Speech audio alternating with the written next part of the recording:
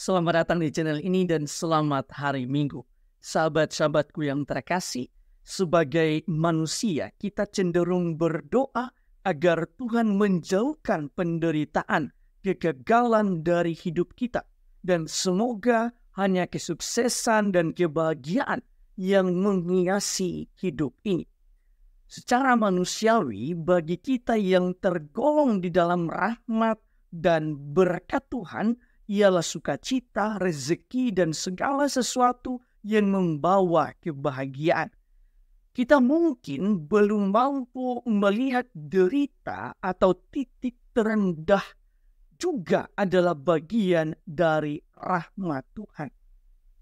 Terkadang Tuhan mengizinkan derita itu terjadi di dalam hidup kita untuk menguatkan iman kita agar kita kuat menjalani setiap pergumulan.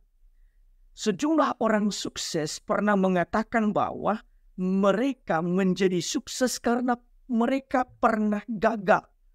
Mereka boleh mencapai titik tertinggi di dalam hidup karena mereka pernah berada di titik terendah yang menjadi motivasi untuk beranjak naik ke titik tertinggi mereka.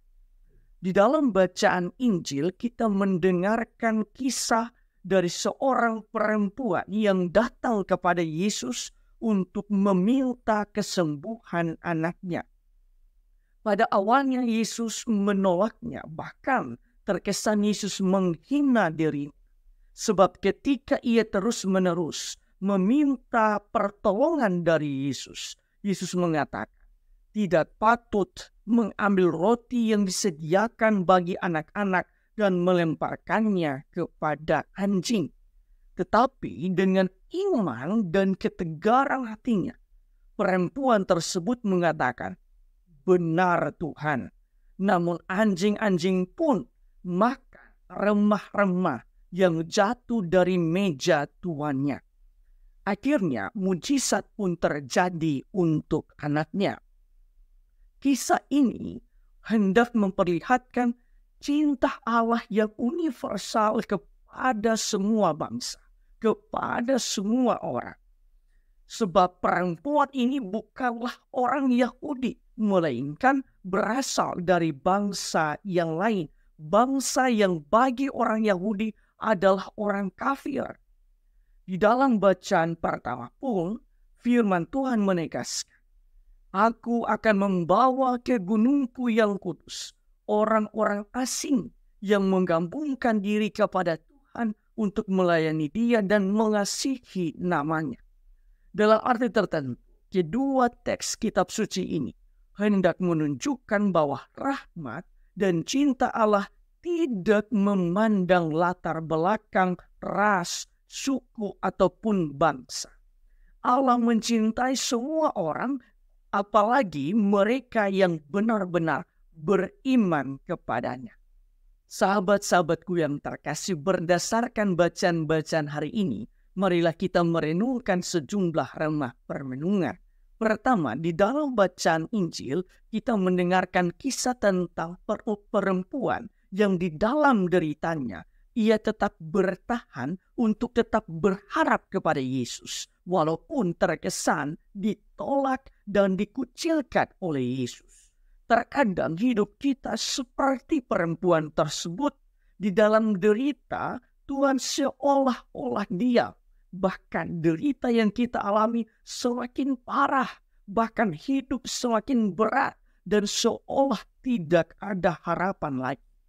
Perempuan tersebut mengajarkan kepada kita bahwa di dalam situasi seperti itu kita harus tetap bertahan dan terus berharap kepada Tuhan. Tuhan yang kita imani adalah Tuhan yang pasti akan menolong. Waktu Tuhan tidaklah sama dengan waktu manusia. Yang Allah inginkan, apakah kita tetap setia, sabar, dan senantiasa berharap kepadanya. Tuhan mengharapkan agar kita tetap sabar, setia, dan senantiasa berharap kepada Tuhan sendiri. Kedua, di dalam bacaan pertama, firman Tuhan hendak menekankan tentang cinta Tuhan bagi semua bangsa, bagi semua orang.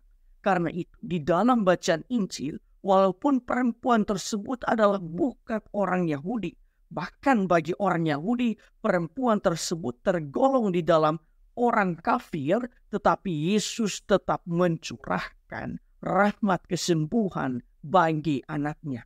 Kisah Injil ini mengantar saya pada sebuah perenungan bahwa kita harus tergerak oleh belas kasihan dengan hati belas kasih Allah. Kita harus melihat dengan mata belas kasih Allah. Kita harus membantu siapa saja tanpa memandang suku, agama, ras, dengan tangan belas kasih Allah.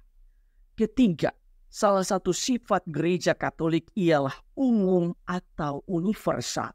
Artinya, gereja Katolik terbuka bagi segala suku, bangsa, ras, maupun budaya. Injil hari ini sejalan dengan sifat gereja Katolik itu sendiri.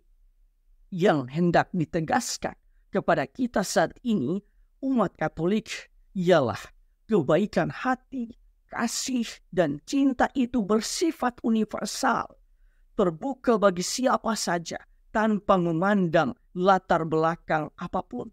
Karena itu, sebagai umat Katolik, kita perlu menghidupi identitas kita ini dengan cara senantiasa berbagi kebaikan hati kepada siapa saja yang kita temui.